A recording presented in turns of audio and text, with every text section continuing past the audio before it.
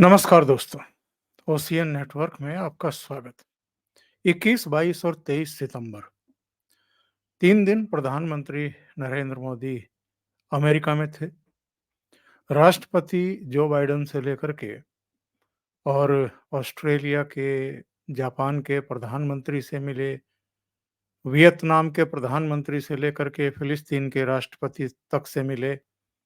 कई दूसरे नेताओं से उनकी द्विपक्षीय बातचीत हुई। संयुक्त राष्ट्र महासभा में फ्यूचर को लेकर के जो अलग से एक कार्यक्रम था, उसको संबोधित किया और अमेरिका को कम से कम ये उम्मीद नहीं होगी, जो प्रधानमंत्री नरेंद्र मोदी वहां कर आए। अमेरिका ने क्वाड समिट इसलिए प्रस्तावित की थी कि यूएन महासभा को संबोधित करने तो आएंगे ही, इस बहाने क्वाड देशों की समिट भी कर लेते हैं। पर उन्हें इस बात की उम्मीद नहीं थी कि न्यूयॉर्क में, जहां यूएन असेंबली की आम सभा हो रही है, जिसमें देश दुनिया भर के राष्ट्र प्रमुख पहुंच रहे हैं, वहां प्रधानमंत्री नरेंद्र मोदी 25,000 से अधिक भारतीयों के समूह को संबोधित भी कर सकते हैं। और ये पांचवी बार ऐसा हुआ है जब प्रधानमंत्री ने वहां रह रहे भारतीय मूल के नागरिकों को संबोधित किया है।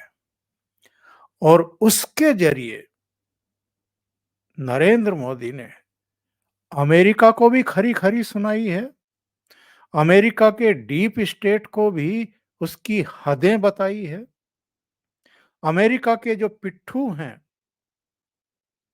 उनको भी ये बताया है कि ये बदला हुआ भारत है, इसको किसी भी तरीके से ना तो दबाया जा सकता है, ना इशारों पर नचाया जा सकता। और धमकी तो भारत किसी भी हालत में बर्दाश्त ही नहीं करेगा। प्राइम मिनिस्टर के भाषण के कुछ अंश अगर हम शुरू में सुन लें तो हमारी समझ में आएगा कि नरेंद्र मोदी ने किन शब्दों में, वो जो हमारे यहाँ कहा जाता है ना कि किल्ली निकाल दी, यानी बहुत साफ शब्दों में अमेरिका को हिंदी में समझा दिया है कि एक्चुअल में ये भारत अब किसी के पीछे चलने वाला नहीं है, किसी का पिछलगू बनने को तैयार नहीं है। ये बदला हुआ भारत अब नेतृत्व कर रहा है और नेतृत्व ही करेगा। और ये ना तो थमने वाला है और ना दबने वाला है।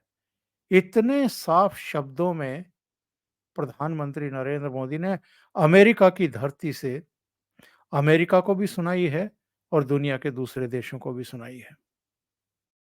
नहीं चलता। अब भारत नई व्यवस्थाएं बनाता है, अब भारत नेतृत्व करता है।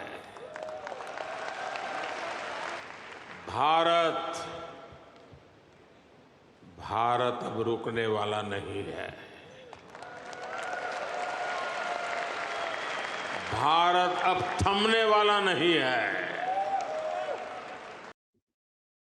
इससे स्पष्ट खरी खरी और कोई हो ही नहीं सकती है। एक और उनका संक्षिप्त सा जरा बयान सुनिए, इससे चीजें जरा और क्लियर हो जाएंगी। साझेदारी पूरी दुनिया के साथ बढ़ रही है। पहले भारत सबसे समान दूरी की नीति पर चलता था, इक्वल डिस्टेंस। अब भारत सबसे समान नजदीकी की नीति पर चल रहा है।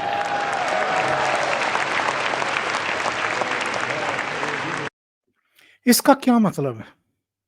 इसका मतलब ये है कि प्रधानमंत्री नरेंद्र मोदी जब रूस की यात्रा पर गए थे, मॉस्को में राष्ट्रपति पुतिन से मिले थे, तो अमेरिका को सबसे ज़्यादा परेशानी हो गई थी। इसके जो फ़ॉरेन अफ़ेयर्स के बयान हैं, वो आ रहे थे कि टाइमिंग ठीक नहीं है, हमारे यहाँ नेटो देशों का सम्मेलन हो रहा है, ऐसे में प्रधानमंत्री नरेंद्र मोदी मॉस्को की यात्रा कर रहे हैं और जब यूक्रेन पर अटैक हो रहा है, तब राष्ट्रपति पुतिन से गले मिल रहे हैं। इस तरह के बयान आ रहे थे।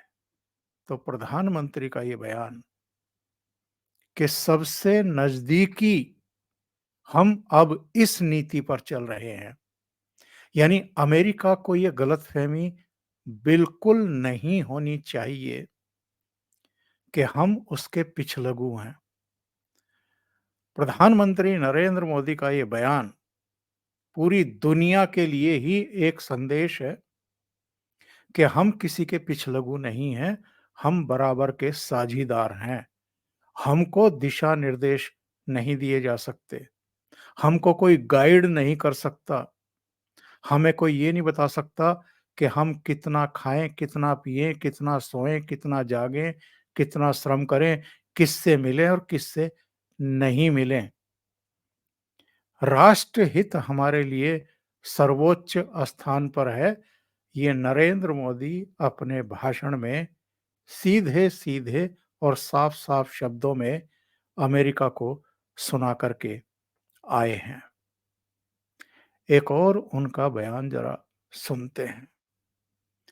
उन्होंने कहा है कि पिछले 10 सालों में ये हमारी नीतियाँ हैं, ये हमारे कार्यक्रम हैं, ये हमारा विज़न है, जिसकी वजह से इतने बड़े बदलाव हुए हैं हिंदुस्तान में। और ये जो बात सुनाई है, ये केवल अमेरिका को नहीं सुनाई है प्रधानमंत्री मोदी ने, अमेरिका के पिट्ठुओं को भी सुनाई है, उन लोगों को भी सुनाई है, जो समय-समय पर जाकर के पश्चिमी देशों की गोद में खेला करते हैं, अपना सॉफ्टवेयर अपडेट कराने के लिए जाते हैं और उनकी हाँ में हाँ मिलाने के लिए जाते हैं। वहाँ से ऊर्जा ग्रहण करके वापस लौटते हैं। जी हाँ, आप सही समझे। सुनिए पहले प्रधानमंत्री ने क्या कहा है, वो सुनते हैं और क्यों कहा है, ये भी मैं आपको बताने वाला हूँ। अवसरों की धरती है। अब भारत अवसरों का इंतजार नहीं करता। अब भारत अवसरों का निर्माण करता है।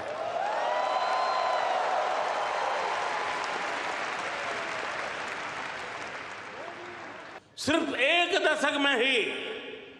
एक दशक में ही 25 करोड़ लोग गरीबी से बाहर निकले हैं।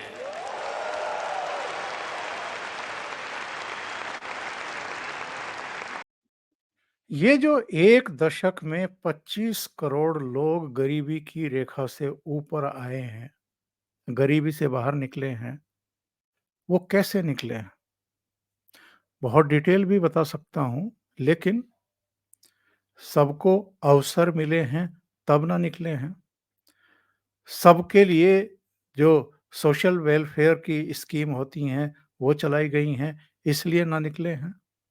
उनके लिए पक्के घर बना कर के दिए हैं, रसोई गैस दी गई है, उनको शौचालय बनाए गए हैं, उनके लिए बिजली के कनेक्शन दिए गए हैं, 50 करोड़ के बैंक खाते खुलवा कर के उनमें जो है पैसा भेजा गया है, 80 करोड़ जनता को हर महीने खाद्यान्न दिया गया है, इसलिए वो गरीबी की रेखा से बाहर निकले हैं, 25 करोड़ 10 साल के भीतर। ये जवाब क्यों दिया है प्रधानमंत्री ने और अमेरिका की धरती पर जाकर के क्यों दिया है? क्योंकि 8 से 10 सितंबर तक राहुल गांधी वहाँ बैठ कर के मीडिया के सामने, कुछ इंडियन कम्युनिटी के सामने और अमेरिका को ये बताने के लिए कि देखिए साहब भारत की सिचुएशन कितनी खराब है, उन्होंने कुछ गलत बयानी की थी वहाँ पर। और वो क्या गलत बयानी थी? बहुत शर्मनाक बयान था। उन्होंने कहा था कि एक पॉलिटिशियन होने के नाते मैं तो देश में रहना भी नहीं चाहता, क्योंकि 90% लोगों को वहाँ पर अपॉर्च्युनिटी ही नहीं मिलती है। As a politician, I don't want to live in a country where 90% of the people do not have access to opportunity. I'm not interested.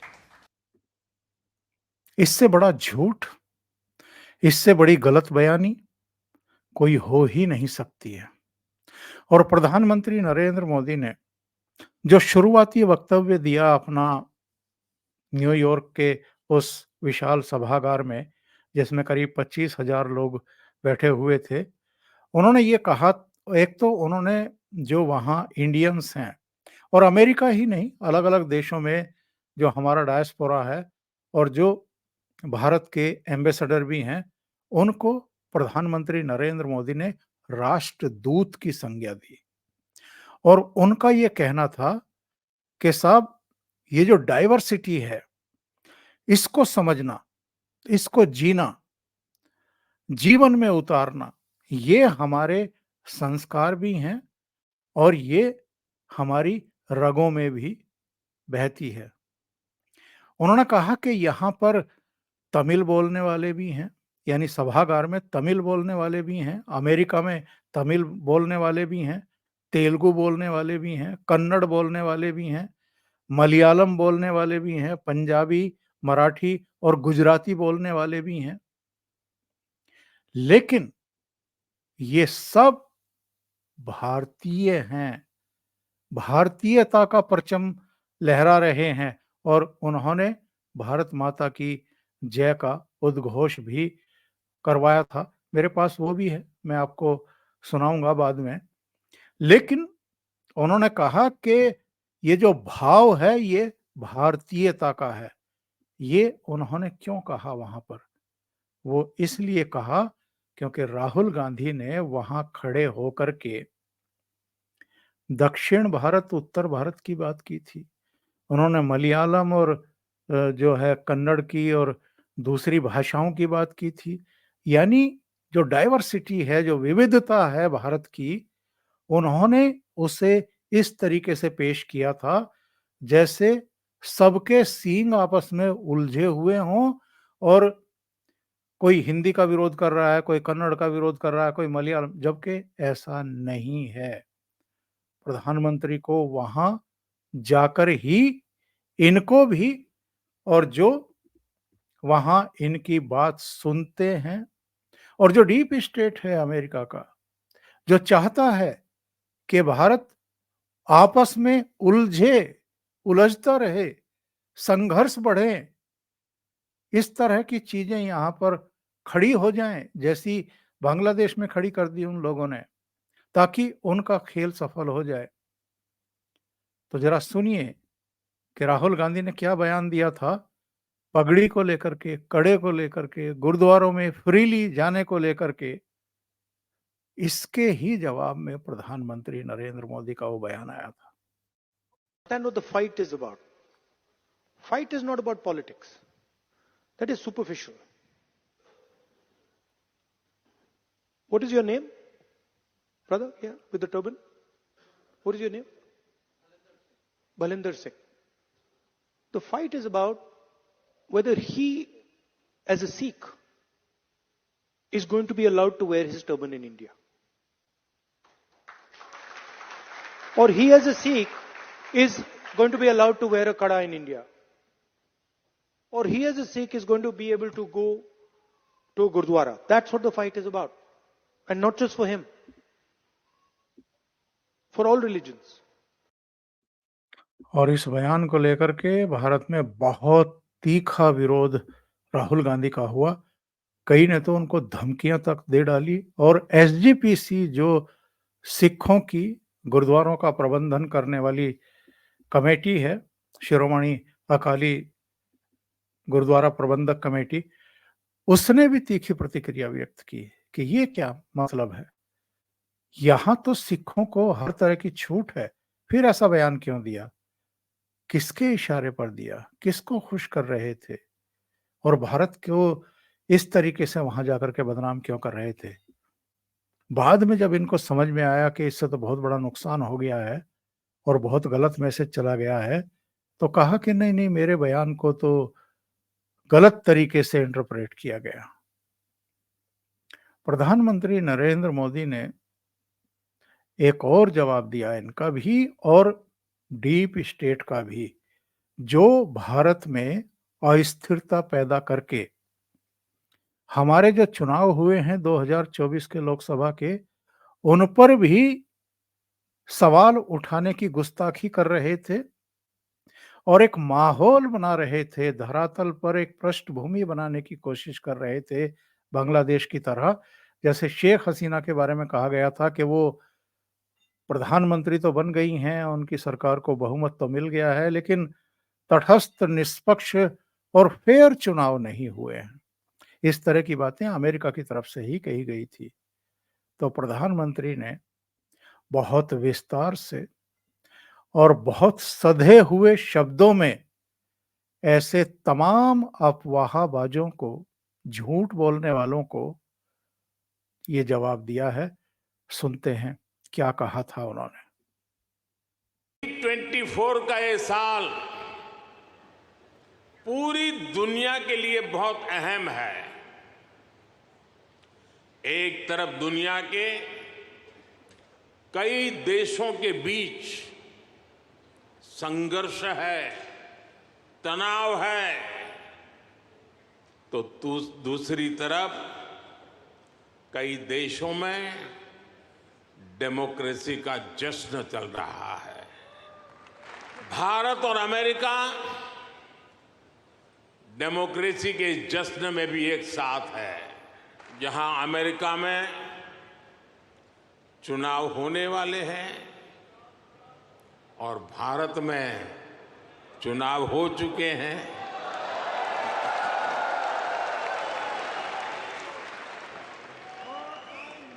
Bharat में हुए ये इलेक्शन ह्यूमन हिस्ट्री के अब तक के सबसे बड़े चुनाव थे। अमेरिका की कुल आबादी से भी करीब 2 गुने वोटर्स, इतना ही नहीं, पूरे यूरोप की कुल आबादी से ज्यादा वोटर्स, इतने सारे लोगों ने भारत में अपना वोट डाले।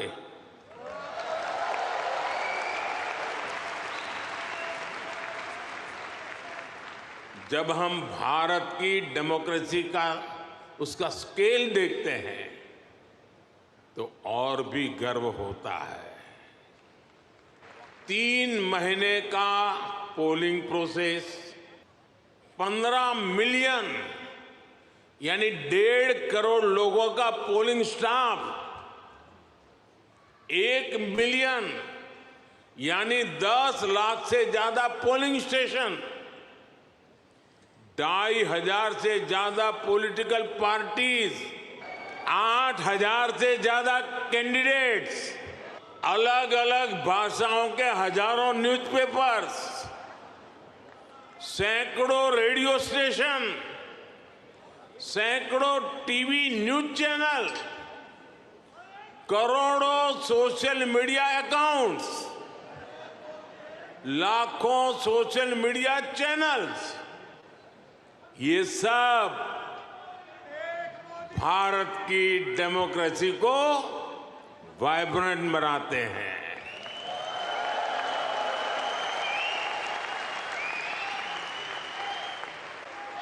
ये फ्रीडम ऑफ एक्सप्रेशन के विस्तार का दौर है। इस लेवल की स्क्रूटनी से होकर हमारे देश की चुनावी प्रक्रिया गुजरती है। क्यों कहा मोदी जी ने ये? क्योंकि राहुल गांधी ने वहां एक गैर जिम्मेदाराना बयान दिया था। उन्होंने कहा था कि चुनाव आयोग मोदी जी की सरकार के दबाव में काम कर रहा था। नहीं तो इनकी 20-40 सीटें, 20-30 सीटें और कम हो जाती। ये बयान अमेरिका की धरती में बैठ कर के दिया। तब प्रधानमंत्री ने इतना डिटेल जवाब दिया है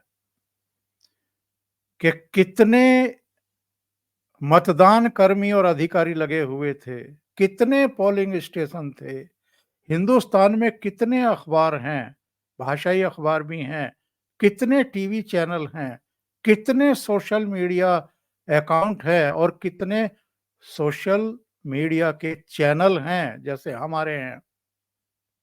इस इनकी स्क्रूटनी के बीच में ये इतना बड़ा चुनाव प्रबंधन हुआ है और चुनाव हुए हैं और यहाँ बैठ कर के वो एक माहौल बनाने की कोशिश कर रहे थे कि बांग्लादेश की तरह भारत में स्वतंत्र और तटस्थ चुनाव नहीं हुए हैं, ताकि डीप स्टेट वही कुछ करने की हिमाकत भारत में भी करे जो बांग्लादेश में उसने किया है और शेख हसीना की सरकार को गिराया है।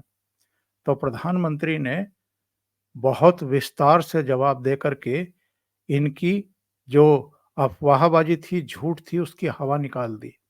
और साथियों, इस लंबी चुनावी प्रक्रिया से गुजरकर इस बार भारत में कुछ अभूतपूर्व हुआ है। क्या हुआ है? क्या हुआ है? क्या हुआ है?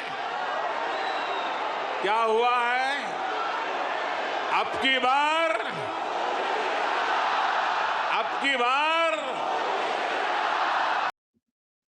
प्रधानमंत्री नरेंद्र मोदी ने 2-3 बातें वैसे और कही है। उन्होंने कहा है कि मेरे तो जीवन की दिशा ही दूसरी थी। नियति मुझे राजनीति में ले आई और गुजरात का मुख्यमंत्री बना तो सबसे लॉन्गेस्ट सर्विंग चीफ मिनिस्टर बन गया। यानी गुजरात में इनसे अधिक समय तक कोई मुख्यमंत्री रहा ही नहीं। उसके बाद भारत की जनता ने प्रमोशन दे दिया और प्रधानमंत्री बना दिया और अब तीसरी बार प्रधानमंत्री बन रहे हैं। इसके कहने के पीछे प्रधानमंत्री क्या संकेत देने की कोशिश कर रहे थे?